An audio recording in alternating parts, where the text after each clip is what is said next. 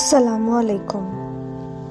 ایک دور اندیش بادشاہ اپنے حسن صورت و سیرت سے آراستہ بیٹے کا رشتہ کسی زاہد و پرہیزگار صالح خاندان میں کرنا چاہتا تھا۔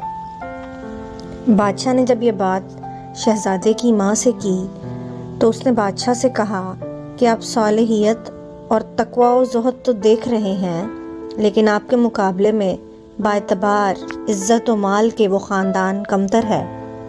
بادشاہ نے جواب دیا، دور ہو بے وقوف، جو شخص دین کا غم اختیار کرتا ہے خدا اس کے تمام دنیاوی غموں کو دور کر دیتا ہے۔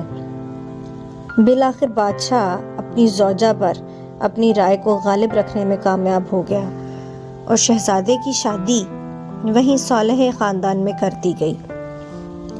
شادی کو کافی عرصہ گزر گیا، شہزادے کے ہاں کوئی اولاد نہ ہوئی۔ بادشاہ کو فکر لاحق ہو گئی کہ کیا بات ہو سکتی ہے۔ شہزادے کی بیوی بہت خوب رو اور حسین و جمیل بھی ہے، لیکن اولاد کیوں نہیں ہو رہی؟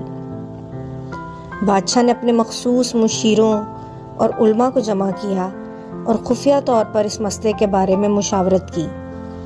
تحقیق سے معلوم ہوا کہ اس شہزادے پر ایک بوڑھی عورت نے جادو کر دیا ہے، جس سے یہ اپنی حسین اور رشک کمر بیوی سے نفرت کرتا ہے۔ بیوی کی بجائے اس جادوگرنی بوڑھی عورت کے پاس جاتا ہے، بسبب جادو کے وہ اس کے عشق میں عرصہ دراز سے گرفتار ہے۔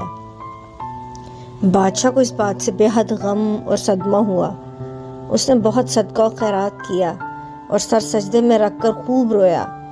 جب سر سجدے سے اٹھایا تو ایک مرد غیب سے نمودار ہوا اور کہنے لگا، آپ ابھی میرے ساتھ قبرستان چلیں۔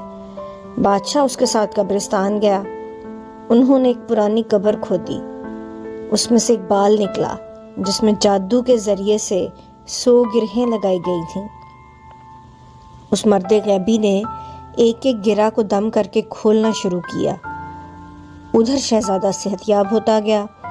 آخری گرہ کھلتے ہی شہزادہ اس خبیث بوڑھی جادوگرنی کے عشق سے نجات پا گیا اور اس کی آنکھوں کی نظر بندی بھی جاتی رہی، جس سے اسے اپنی حسین بیوی خراب اور بری مگر وہ خبیث بوڑھی عورت خوبصورت معلوم ہوتی تھی۔ پھر جب وہ شہزادہ اس بوڑھی عورت کے پاس گیا تو اسے دیکھ کر اس کو نفرت و کراہت محسوس ہوئی اور وہ اپنی عقل پر حیرت کر رہا تھا۔ جب اس نے اپنی بیوی کو دیکھا، اس کا چہرہ مثل چاند دیکھ کر بے ہوش ہو گیا۔ جب اسے ہوش آیا تو اس نے اللہ کا شکر ادا کیا کہ جس نے اسے اس سحر انگیزی سے نجات دی۔